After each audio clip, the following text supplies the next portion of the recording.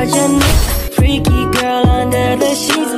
With your love when things start slowing down. I know you got me, baby. Magandang araw po, andito po tayo ngayon sa bayan ng Atimonan, Quezon. At meron po akong 1.3 hectares na farm lot na iaalok po sa inyo.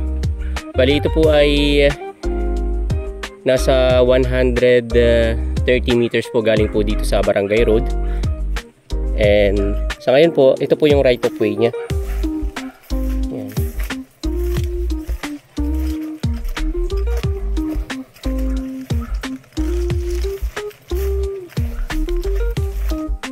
Andito na po tayo sa property. Ito po siya. Bali, start po tayo dito sa area na to.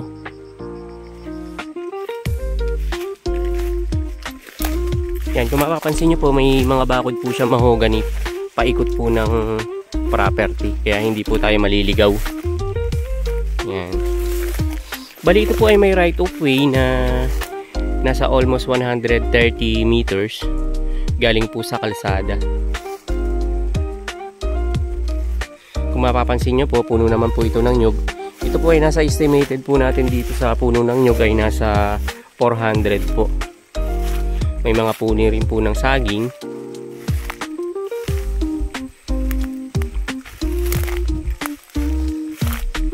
May mga langka din po dito, tsaka lansones. Maganda naman po ang description ng lupa. Hindi naman po siya matarik, hindi rin naman po patag.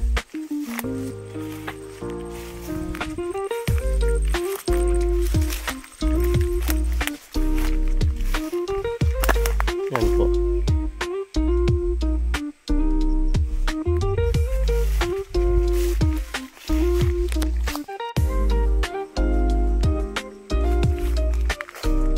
May mga mahogany rin po sa panabi ng property. Ang estimated po dito ay nasa 100 na kapuno. Yan.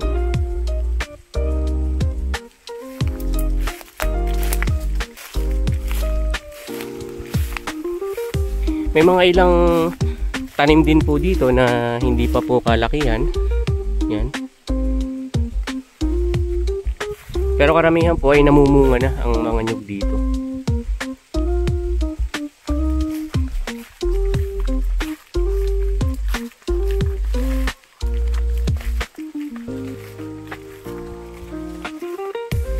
And tinanim naman din po nila ng mga saging sa pagitan ng nyug. Ito po ang pinaka second crop nila.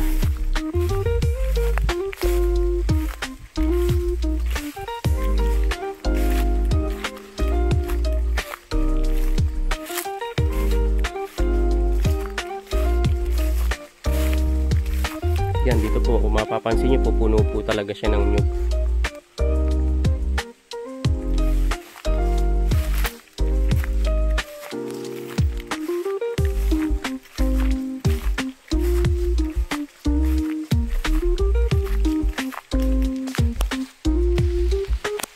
Yan, ito po, andito na po tayo sa bandang dulo ng property.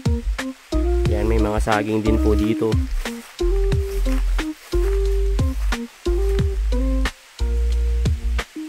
At mga nyug.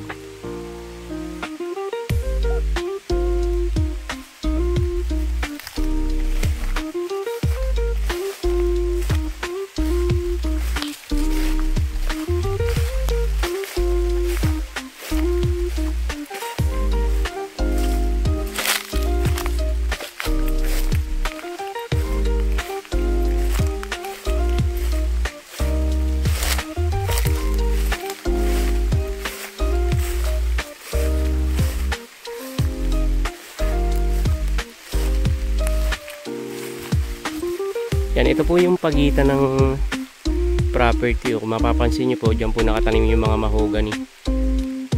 Yan. Pag ganun po siya.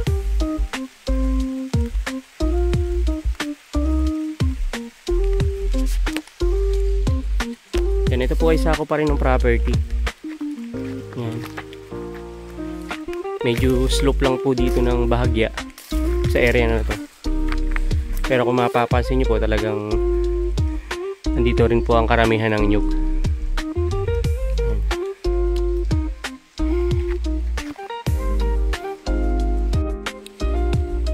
Ito na po yung pagitan ng sa bandang dulo ng property.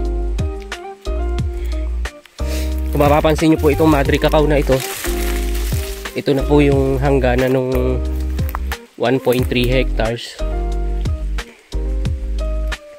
Papunta na po tayo dyan sa area na yan.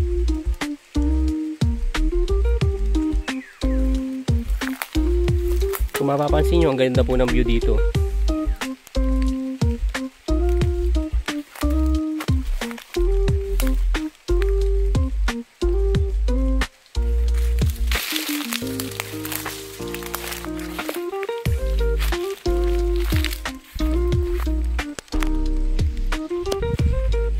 Kaya pumasok pa po yan dito.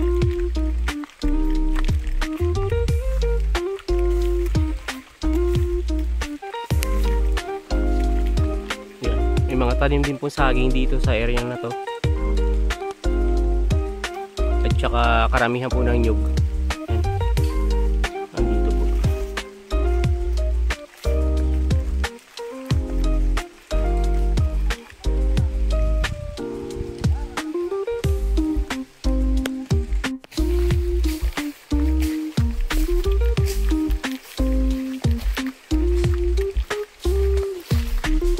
Dito pa rin po ako sa bandang dulo ng property. At ito po yung mga pagitan niyang mahogany. Yung kabila po ay hindi na yan kasama.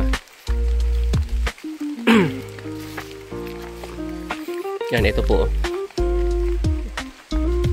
Ito po yung hanay ng mga mahogany sa property. Yan.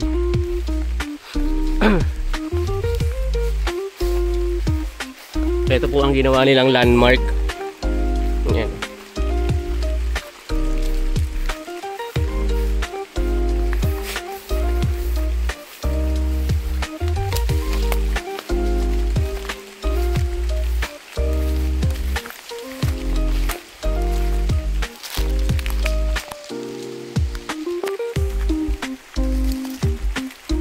Yan po yung kabuuan ng property.